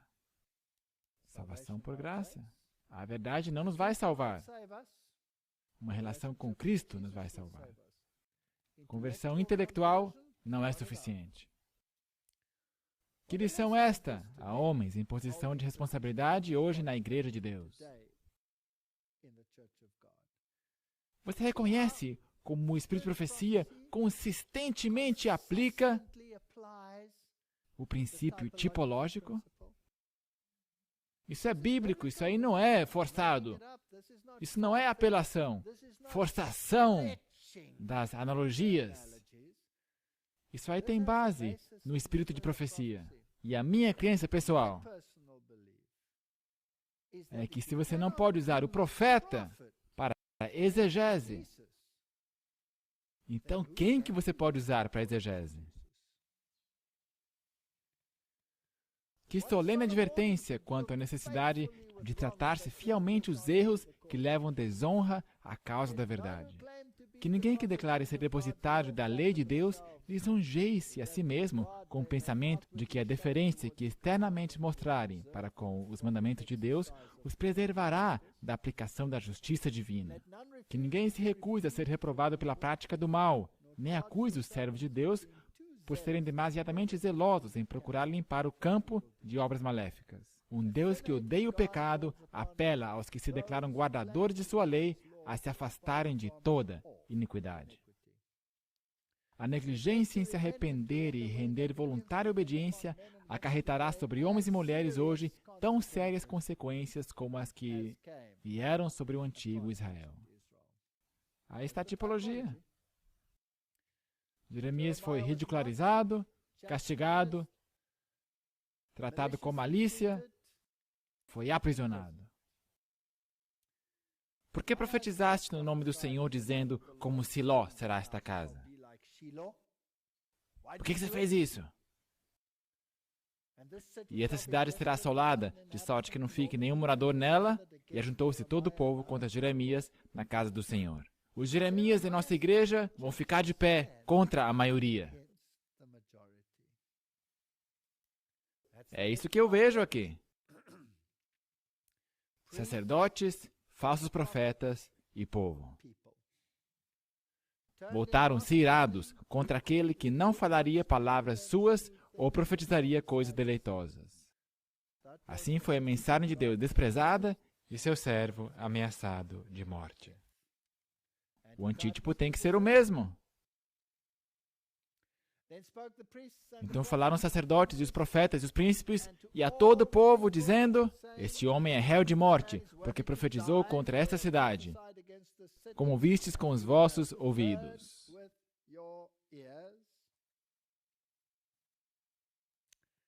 A série Ataque Total foi razoavelmente problemática. E eu não posso crer que a série Transformação Total será menos problemática. Mas eu tenho a minha esperança de que as pessoas ainda vão dar ouvidos e voltar de suas práticas que estão acontecendo. Mas Jeremias permaneceu ousadamente perante os príncipes e o povo, declarando: o Senhor me enviou a profetizar contra esta casa e contra esta cidade todas as palavras que ouvistes. Agora, pois, melhorai os vossos caminhos e as vossas ações, e ouvi a voz do Senhor vosso Deus, e arrepender-se ao Senhor do mal que falou contra vós. Há Jeremias por toda a igreja. Temos que começar a nos levantar. Quanto a mim, eis que estou nas vossas mãos. Fazei de mim conforme que for bom e reto aos vossos olhos. Se as laranjas caem, então tem que cair, e que caiam logo. Sabei, porém, com certeza, que se me matares a mim, trarei sangue inocente sobre vós, e sobre esta cidade, e sobre seus habitantes, porque na verdade o Senhor me enviou a vós para dizer aos vossos ouvidos todas estas palavras.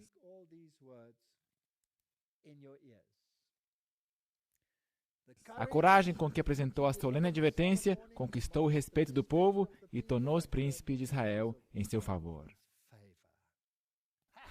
Não está tudo perdido. Se falarmos com coragem, haverá príncipes em Israel e vão se levantar em defesa dessa mensagem. Não está tudo perdido. Não está tudo perdido. Os anciãos uniram-se igualmente no protesto contra a decisão dos sacerdotes sobre a sorte de Jeremias. Os príncipes e os anciãos se voltaram.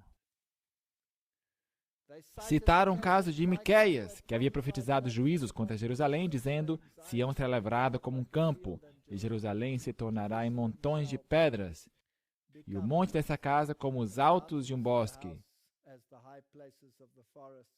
E perguntaram: mataram-no porventura Ezequias, rei de Judá, e todo Judá? Antes não temeu este ao Senhor, e não implorou o favor do Senhor? E o Senhor se arrependeu do mal que falara contra eles, e nós fazemos um grande mal contra as nossas almas. Não está tudo perdido. Esta igreja não está sem testemunhas. Graças aos apelos desses homens de influência, a vida do profeta foi poupada, embora muitos dos sacerdotes e falsos profetas, incapazes de enfrentar as condenadoras verdades que ele proferia, alegremente o teriam levado à morte sob pretexto de sedição. Haverá oposição, mas não podemos deixar de falar. Desde o dia do seu chamado até o fim de seu ministério, Jeremias permaneceu perante Judá como torre e fortaleza, contra a qual a ira do homem não podia prevalecer. Pelejarão contra ti, mas não prevalecerão contra ti. Esta mensagem vai até o final. Jeremias era de natureza tímida e recolhida. Ele ansiava pela paz e quietude de uma vida de retraimento. Ansiava por uma vida de retraimento. Ai, Senhor. Oxalá minha cabeça se tornasse em águas e os meus olhos uma fonte de lágrimas, ele lamentava. Então choraria de dia e de noite os mortos da filha do meu povo. Oxalá tivesse no deserto uma estalagem de caminhantes, então deixaria o meu povo e me apartaria dele. Seria tão bom se eu tivesse paz. Davi sentiu mesmo. Quem dera se eu tivesse asas como um pombo, para que eu pudesse voar para longe. Cruéis eram os motejos que ele fora chamado a suportar. Fui feito um objeto de escárnio para todo o meu povo, ele declarou. E sua canção todo dia. Sirvo de escárnio todo dia, cada um deles zomba de mim. Todos meus familiares aguardam meu manquejar. Lá vai ele, quem sabe ele vai escorregar naquela casca de banana lá. Nós vamos nos vingar dele. Olha lá, ele vai cometer algum erro em certa altura. Mas todo dia ele era fortalecido por Deus. E esse é o nosso privilégio.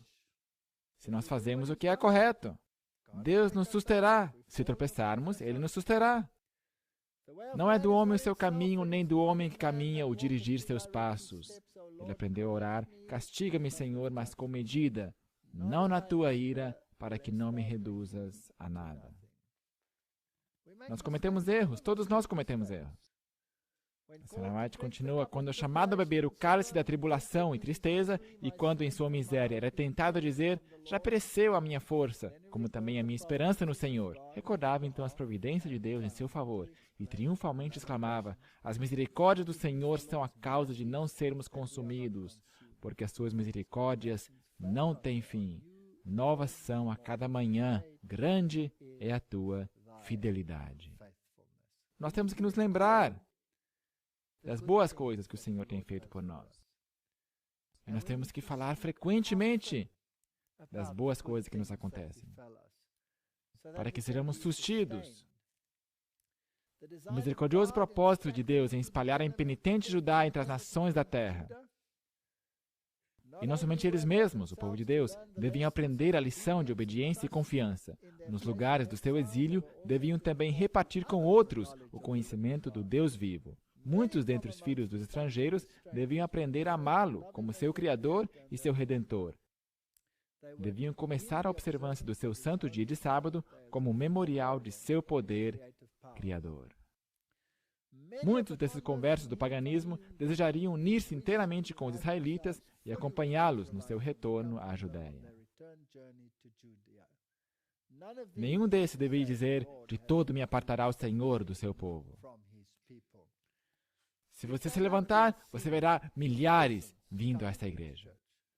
A colheita está madura. Estão aí fora sentados. Conhecerão a verdade. As pedras clamarão. E aos filhos dos estrangeiros que se chegarem ao Senhor para o servirem e para amar o nome do Senhor, Deus diz: os festejarei na minha casa de oração. Não dirão mais que sou uma árvore seca. Não serão lançados fora, terão nome melhor que filhos e filhas. Estão esperando, na linha lateral. Ao profeta fora permitido perscrutar os séculos futuros ao tempo do advento do prometido Messias. A princípio, a visão pareceu sem esperança, mas logo a cena mudou e ele viu as maravilhas do que estava por vir. Ele viu surgir o sol da justiça, trazendo salvação sob suas asas, e, absorto em admiração, exclamou: mas a terra que foi angustiada não será entenebrecida.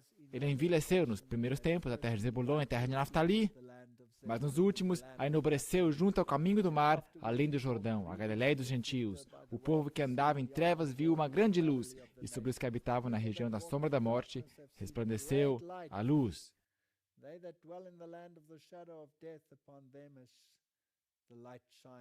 Profetizou o profeta Isaías.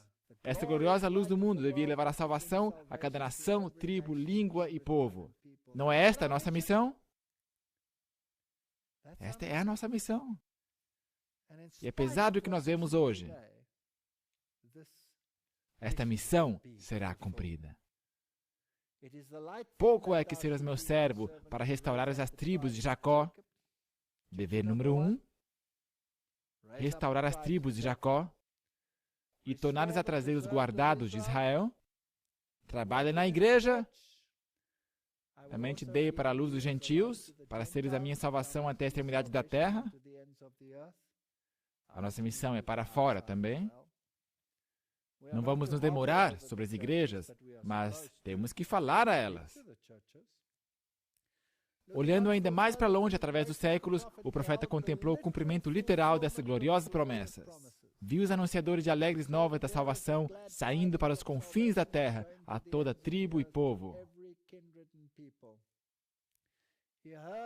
Ouviu o Senhor dizer da igreja evangélica: eis que estenderei sobre ela a paz como um rio, e a glória das nações como um ribeiro que transbordará. E ouviu a comissão: amplie o lugar da tua tenda, e as cortinas das tuas habitações se estendam. Não impeças, alonga as tuas cordas e firma bem as tuas estacas, porque transbordarás a tua mão direita e a esquerda, e a tua posteridade possuirá as nações. Nós vamos crescer, esta igreja não vai minguar. Haverá um peneiramento, haverá uma sacudidura, mas à medida que eles saem, os outros vão fluir para dentro de Babilônia e tomar o seu lugar. Quão suaves são sobre os montes os pés do que anuncia as boas novas, que faz ouvir a paz, que anuncia o bem, que faz ouvir a salvação, que diz a Sião: o teu Deus reina. Isso acontece com a chuva serôdia. Levanta-te, resplandece, porque já vem a tua luz. Nós estamos no próprio limiar desta glória. E a glória do Senhor vai nascendo sobre ti, porque eis que as trevas cobriram a terra, este é um lado, e a escuridão, os povos. Nós já vimos isso. Mas sobre ti o Senhor vai surgindo, e a sua glória se vê sobre ti. E as nações, os gentios, caminharão à tua luz, e os reis ao resplendor que te nasceu. E o que me fascina hoje em dia é como Deus atua. Aonde você menos espera. Nós estamos num trem. Nós pulamos para dentro de um trem. O país que estamos é Egito, um país muçulmano. Pobreza ao nosso redor, como você não pode crer. Então nós estamos nesse trem. Para avançar, só 3 estações. De um sítio arqueológico ao outro. Nós estamos nesse trem. O trem está lotado. Lotado. As pessoas estão amontoadas como sardinhas numa lata. E meu amigo e eu estamos conversando, algumas pessoas ao nosso redor, e tem um homem de pé. Por 3 estações, um tempo de uns 10 minutos de viagem. 10 minutos. O homem nos escuta por mais ou menos 2 minutos. Então ele fala, em inglês bem quebrado: de onde vocês são? Eu disse: nós somos da África do Sul. Nós estamos do Sul. Eu disse: eu sou muçulmano, mas eu sei que há algo melhor. Você sabe alguma coisa sobre isso? Isto é surpreendente, não é?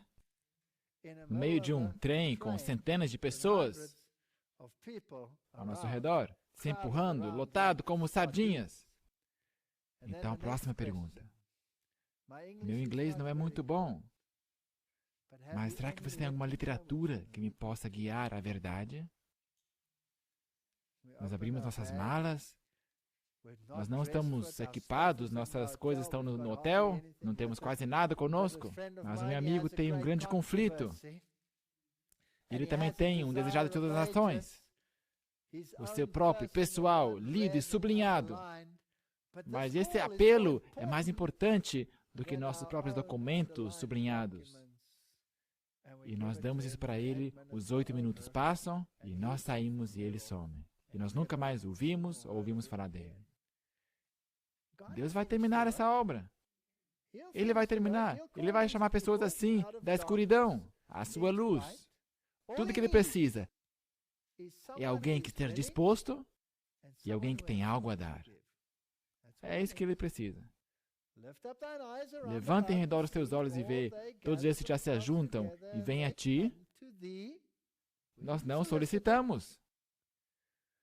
Os teus filhos virão de longe, tanto, quem sabe, dirão: eu sinto falta de algo em minha religião. Tem que haver algo melhor. e as tuas filhas se criarão a teu lado.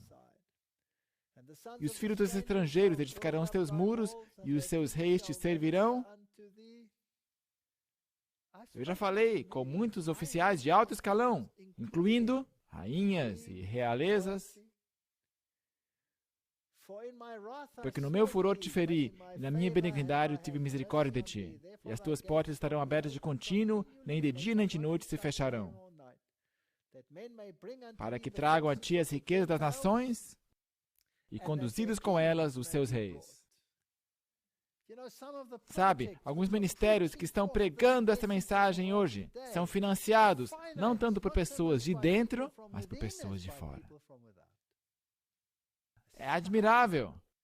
Pessoas que não são de nossas fileiras dão grandes somas de dinheiro para que a mensagem possa avançar pela televisão, pela impressão de livros, por DVDs e tudo que você nomear. Olhai para mim e sereis salvos, vós todos os termos da terra, porque eu sou Deus e não há outro. Essas profecias de grande despertamento espiritual em tempos de espessas trevas estão sendo cumpridas hoje no progresso dos postos missionários que estão alcançando as regiões entenebrecidas da terra. Os grupos missionários são como bandeiras erguidas. Acontecerá naquele dia, diz o profeta Isaías, que as nações perguntarão pela raiz de Jessé, posta por pendão dos povos, um pendão, um estandarte, e ajuntará os desterrados dispersos. Se você se levanta por alguma causa, será incrível.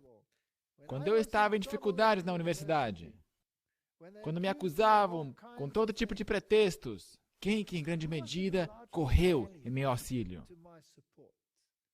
Não os cristãos, os muçulmanos. Eles vieram à minha ajuda. Isso me surpreendeu. O dia do livramento está às portas. Os olhos do Senhor passam por toda a terra para mostrar-se forte com aqueles cujo coração é perfeito para com Ele. Dentre todas as nações, tribo e língua, Ele vê homens e mulheres que estão orando por luz e conhecimento. Suas almas estão insatisfeitas. Há muito eles se têm apacentado de cinzas. Nós temos relatos fantásticos. Nós temos até relatos de pessoas ouvindo esses DVDs em sua própria língua, quando nem ainda foram dublados. Isto é incrível. O inimigo de toda a justiça tem nos posto de lado. Eles tateiam como cegos, mas são sinceros de coração e desejam conhecer um caminho melhor. Embora nas profundezas do paganismo, sem qualquer conhecimento da lei escrita por Deus, nem de seu Filho Jesus, têm eles revelado de muitas maneiras a operação de um poder divino na mente e no caráter. Às vezes, os que não têm conhecimento de Deus, além daquele que receberam sob a operação da graça divina, têm sido bons para com os servos do Senhor, protegendo-os com o risco da própria vida. Deus nota todas essas ações.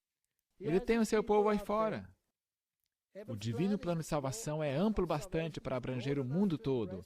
Deus anseia por insuflar na prostrada humanidade o fôlego da vida. O despertamento que nós vemos na Índia, nós vemos na China, nós vemos na Coreia, nós vemos nos países da antiga União Soviética, os países que já foram comunistas, nós vemos despertamento na América do Sul. Isso aí são tudo sinais de que em breve milhares virão a esta igreja. Tirar-se-ia preso do valente, ou os presos justamente escapariam? Mas assim diz o Senhor, por certo que os presos se tirarão do valente, e a presa do tirano escapará. Tornarão atrás e confundir-se-ão de vergonha os que confiam em imagem de escultura e dizem às imagens de fundição, vós sois nossos deuses. Bem-aventurado aquele que tem o Senhor de Jacó por seu auxílio, e cuja esperança está posta no Senhor seu Deus. A todo coração sincero em terras pagãs, o justo à vista do céu, nasce luz nas trevas.